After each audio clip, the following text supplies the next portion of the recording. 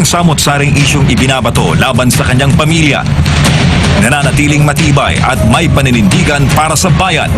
Bitbit ang mga pangakong pagbabago para sa ikabuunlad ng bansa. Trabaho para sa mga Pilipino. Murang kuryente. Industrialisasyon. Kalidad na edukasyon. Reforma sa iba't ibang sektor. At pagkakaisa ng sambayanang Pilipino ang sentro ng kanyang kampanya. Bilang Pangulo ng Republika ng Pilipinas, sinabi ko na ako'y tatakbo dahil ang aking layunin, ang aking dating bansa ay pagkaisa muli ang sambayanang Pilipino. Pagandahin po natin ang ating minamahal na bansang Pilipinas. Sama-sama po tayong papamumuling. Tumatakbong Pangulo mula sa Partido Federal ng Pilipinas. Ferdinand Bongbong Marcos Jr.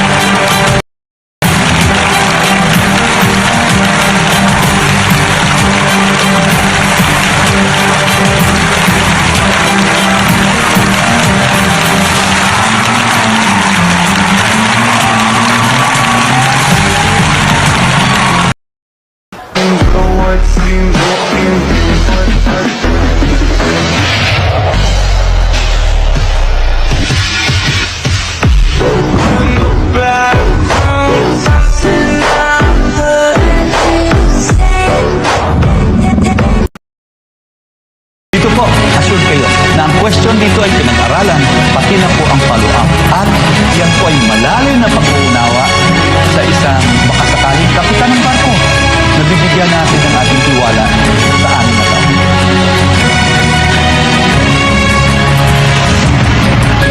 Well, as the term suggests, some of these debates, so-called debate interviews, were really done by non-subject matter experts. If you are not a subject matter expert, you cannot follow through.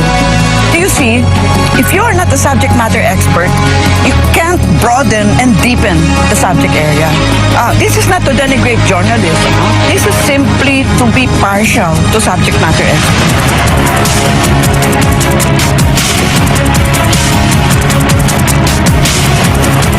Pero sa SMNI, napagkaisahan natin na may integridad tayo, may kredibilidad, lalong-lalo na sa pagsasalita ng katotohanan, hindi para magwasak sa ating bansa, kundi upang ito ay tayo at ang ating mga kababayan ay magkaroon muli ng hustisya sa kanilang mga balitang naririnig at ito ay nagpapatayo sa ating bansang Pilipinas na mahal natin. Kaya para sa Pilipinas nating mahal, iaalay natin ang lahat ng mga papuri. At sa ating dakilang Ama, ang ating Panginoong Jesucristo na siyang gumagabay sa ating lahat upang ang katotohanan at ang justisya ay magkaroon ng puwang sa ating lipunan. Iyan ang pakay ng SMNI.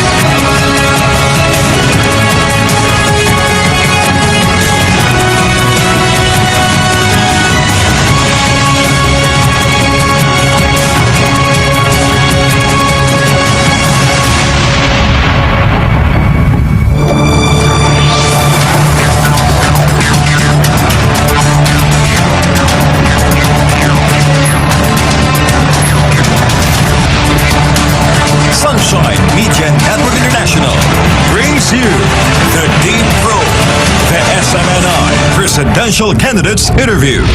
alam naman po natin na kayo po ay nanggaling sa pagiging aktivista at ang pinaglalaban niyo po ay yung mga na inyong mga nabanggit. Pero po, pag kayo po ay naging Pangulo ng Pilipinas, hindi lang po isang sektor ang inyong pamumunuan, kundi iba't ibang sektor na may kanya-kanyang interes. Ngayon, kung kayo po ay naging Pangulo ng Pilipinas, paano nyo po babalansehin ang iba't ibang interes na to, katulad po ng interes ng mga manggagawa at interes po ng mga kapitalista? Ngayon, doon sa mga kapitalista, may pagbabalanse rin kami dahil may inisip kami na pagtulong doon sa mga maliliit na negosyante, yung mga micro, small and medium enterprises. Pero doon sa mga kartel, sa mga monopolyo, talagang hindi ko gusto yung kailang mga pamaraan ng pagnegosyo na ginagamit, yung kanyang kalamangan sa finansya, and at the same time, yung kailang political connection para itulak yung kailang mga business interest. Doon ako hindi sang-ayon. At lalo na doon sa mga negosyante na hindi nila tinuturing yung mga manggagawa na partner. Hindi po kayo umaasa na manalo kayo. Umaasa kayo na ma-deliver nyo yung mensahe nyo. Umaasa ako na manalo na bago mag-eleksyon, ulitin ko, bago mag-eleksyon, mag-sink in sa isip ng mga manggagawa, ng mga magsasaka, ng mga maralitan, ng mga driver, ng mga kabaihan, yung aking plataforma ay laban nila. Nadikad-dekada nilang laban. Nang sa ganun, maalaala nila ako bago mag-eleksyon at pangalan ko ang isulat nila sa balota. What I'd like to probe deeper, Dr. Montemayor, is the position you have taken, undoubtedly a minority position, in regard to vaccination. Is it correct that a case has been filed in regard to questioning the mandatory vaccination policy of the government? Yes, opo na. Not only the mandatory aspect of vaccination, but also the other effects like no vax, no right policy. It is not actually the health or medical aspect that I'm questioning, but the mandatory provision, forcing people to take this experimental therapy or vaccination. There are two aspects there. The mandatory part is making it free for everyone to take the job, right? But the science part, are you saying you are not supportive of the science part when you are a medical scientist yourself? Well, yes. Actually, I am also a researcher. In fact, two major companies that are backing up vaccines, and the companies are actually in the vaccine business. Do mandate to a particular drug or therapy, which is still in the experimental stage. So in that case, the trials haven't been finished yet. It is still the stage 2 and stage 3. And yet, the government is forcing people to take these vaccines. Well, some other lawyers in the government, they said that they are not explicitly saying that it is mandatory. But then the requirement of vaccination cards is sufficient to call it mandatory because people cannot go to work, people cannot resume education or their schoolwork without vaccination cards. That makes it mandatory. Secretary Gonzales, for starters, would you consider a bill and certified as urgent on turncoatism? Say 6 months before the elections, you cannot change parties. Would you consider that? You know, what I know of political parties and what I know of authentic politicians, changing a party is a matter of life and death. You know, it's just like changing a religion that you have been so used to since childhood. That to me is a real political party. Those to me are real politicians when they feel that way. I have hope. I have seen it in the eyes of our people today. They can be this kind of politicians. We can have this kind of political parties. It is the responsibility of us leading this nation to introduce these new ideas to our people. That's why turncoatism, I don't think we need a law. It's a commitment, like a religion. I have seen it in other countries, you know, changing parties in other countries. Pag may bumaliktad na pamilya, iniiyakan eh. It's just losing a member of the family. That to me, and that's why ako sabi ko nga, yung mga nag-change ng political parties, makikita ng taong bayan natin yan, makahalata yan. Well, in the Philippine setting, political survival is more important than party loyalty. Would you say that is a correct statement? Now, you know, political parties are really not in the equation of our politicians today. They don't care. You know, I was really a bit, I don't want to talk about other candidates, no? I was just surprised in that in this election suddenly, yung mga political parties na, sorry to say, I apologize, wala naman laman yun eh. Di ba? Hindi mo nga alam kung may direksyon, may ideology pa. You don't know. These political parties, I know. I recognize some of the political parties that are surfacing in this election today. These are campaign machineries. Secretary Abella, Yes, sir. you said you're going to continue the Build program under your term if elected as president. Could you tell us how you're going to fund these projects and what sort of projects you will pursue? I'd like to begin with the second part of your question. Like, for example, there are hard structures and soft structures. Hard infra, soft infra. For the hard, we'll talk with John Palafox. On the other hand, yung soft infra, yung katulad na lagi ko sinasabi, itutuloy natin yung build. Hindi lang yung roads, kundi yung build the next generation. That would mean, for example, education, research and development. We'd like to be able to connect it with, we'd like to build the research facilities of universities and connect it with, of course, with manufacturing. Because, let me backtrack. This is all part of an agricultural ecosystem that I've been talking about, and which would be also the flagship project of our administration. So yung infra, the build program would build both on the hard and soft infrastructures. Now the second part of the question, how would you fund these programs? Actually, nabanggit niya kanina. We would, for example, one source in particular would be the 1%.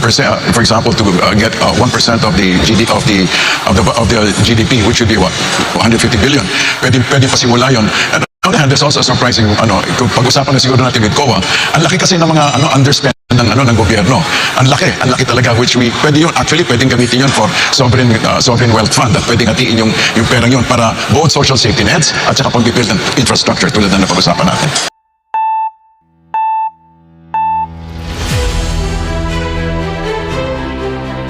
Mr. Marcos, Yes, we all know that your campaign's theme is unity. And recently, you made a statement on an issue that, would test your call for unity, because this issue is really polarizing in our country. And I'm referring to your statement on LGBTQ rights. And so my question is, there are a lot of interests that had to be balanced here, especially that even though that we are a secular country, our people, around 80% of our people have really, really strong religious beliefs, and these two things, are always contrary to each other. So my question is, how will you balance the legitimate aim of protecting the rights and welfare of LGBTQ people while at the same time respecting the legitimate interests of religious groups that they can freely pursue their belief on this? I don't think LGBTQ issues are honestly. I think we are much more open-minded about it, considering the fact that we are in fact very Roman Catholic country. But then you must, and so I don't think it's polarizing at all. I think Filipinos are, I don't know how to put it, but we're much cooler than most other places when it comes to these things. And I think when I talk to the members of that community, wala namang hinihingi na special treatment ng mga LGBTQ. Wag lang, do not discriminate against us. Yun lang naman yun eh. We don't want a special program for you, for ourselves. You have to want to, do something. Just patas lang. Patas lang, pare-pareho lang. Na kahit LGBTQ kami, kahit matanda kami, kahit come from the wrong place, I don't know, whatever. All forms of discrimination are some things that we have to guard against, because that's corrosive. That just gets in the way. It doesn't help anything. So that, I think, is the approach to LGBTQ issues, is just fight discrimination every step of the way. There's a pool of talent in every sector of our society that we need to take advantage of, and so we cannot exclude any part and say hindi pwede yan, hindi na ayaw namin. And let me get to the point. I mean, LGBTQ, Roman Catholic, you will say that it's a. What did the Pope say when he was asked about same-sex marriage, same-sex union? Let me correct myself. Same-sex union. And I think the Pope said it perfectly. Who am I to judge? And that's the attitude that all of us should have. And with that, I think we'll go down the correct place. We will go down the right path. Yeah.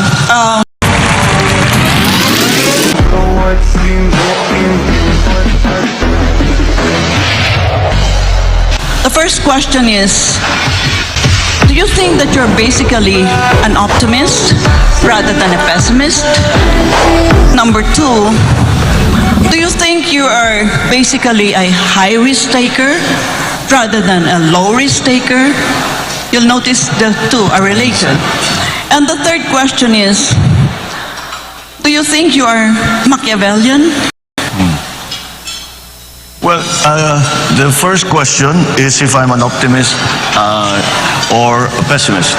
I'm essentially an optimist. And the reason I'm essentially an optimist, because especially when we talk about the country, we are optimists. I am optimistic because our biggest asset is the Filipino people. And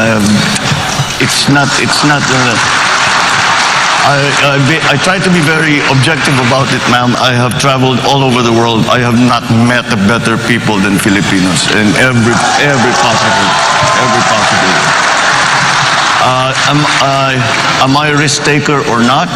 When it comes to national issues, I tend towards the conservative only because a mistake will cost so much suffering to so many people. In other words, you have to be very careful with the decisions you make. And it's not something that you do offhand. You think about it very hard. You talk to as many people as you can. And you make absolutely certain that you have done everything that you can possibly do to make whatever your plan is to make it work. Am I Machiavellian? Well, I've studied him quite thoroughly. And I know very many Machiavellians in my life. But Is it Machiavelli in terms of taking every means to produce an end, not the other Machiavellian, the bad Machiavellian? Well, certainly, we have to be aware of everything that is going to help whatever it is that you are hoping to achieve. And on a national scale, that means you have to understand very well what the situation is on the ground. Ganito kasi at sitwasyon ng mga tao, eto na ngayon sila. Nasa gitna pa ng pandemya, walang trabaho yung mga yan. Maasa pa rin yan sa tupad, sa IX, etc. O paano tayo lalabas niyan? Where will what are the other countries doing?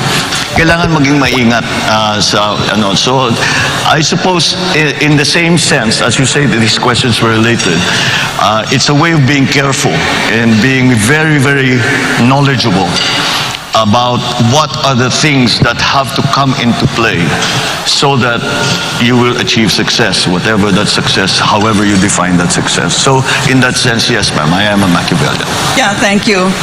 In future, if you have, please come to the university and I will discuss with you. It's called the Operational Code Construct. Thank you very much. Oh, I would love that. Thank you so very much. Thank you.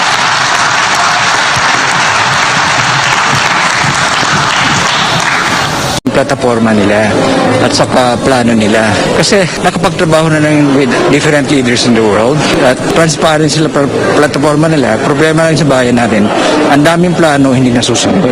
Kaya ang dami natin problema. Yung mga plano sa bayan natin, nakatulong ako since 1974. Dubai natulungan ko 1977. Tignan nyo ang Dubai ngayon. Napaka-progreso. Kaya dapat malaman natin ang paano ma-address, especially urban planning, urban development at saka infrastructure.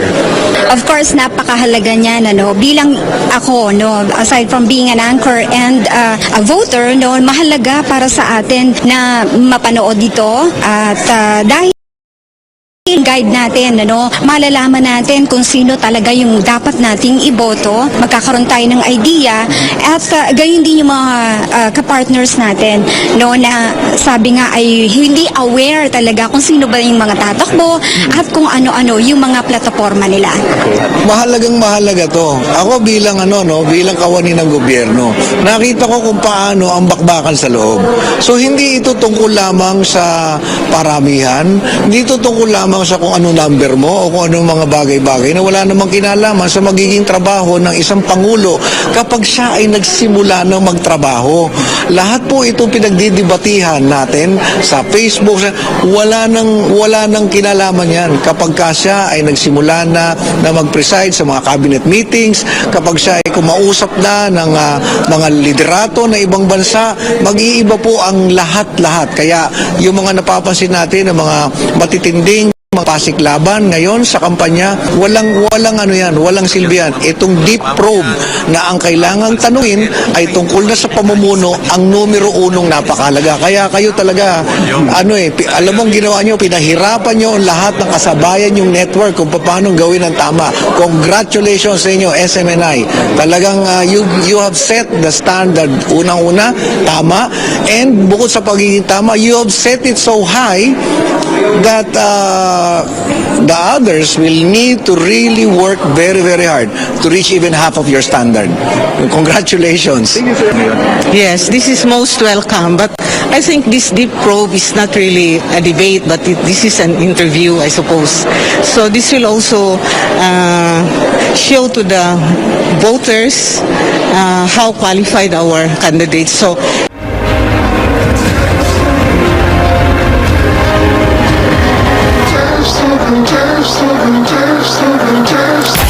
the future is being born. We will always carry the flame. Ako ay Pilipino, taas noo, kahit kanino. That will burn until Marcos's return. The future is being born depending upon the man who is in the White House. Certainly is creating a new future for our world.